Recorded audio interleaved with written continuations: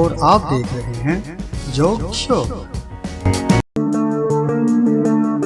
पाकिस्तान की 3 मशहूर मेडिसिन फ़ौरन आराम देने वाली।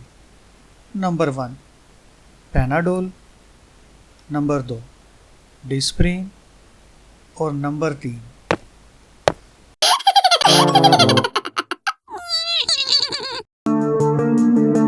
डॉक्टर साहब मैं अंदर आ सकती हूँ?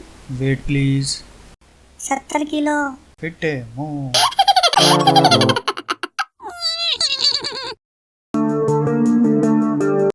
जानू आपको पता है आज क्या हुआ? क्या हुआ? जो लड़का मुझे स्कूल में छुप छुप कर देखता था ना, आज उसने मुझे देखने के 500 रुपये लिए। क्यों? वो डॉक्टर बन गया है ना, इसलिए।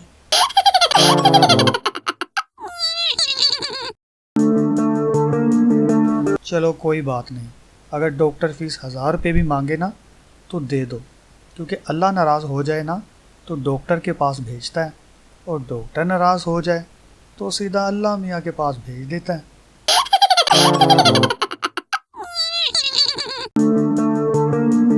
आज मेरी भी कुछ तबीयत ख़राब थी तो मैं भी डॉक्टर के पास गया।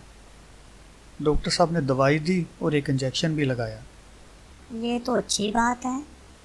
सुनो तो, मैंने 15,000 का नोट दिया तो डॉक्टर कहने लगा मेरे पास खुले पैसे नहीं हैं, कहो तो एक और इंजेक्शन लगा दूं।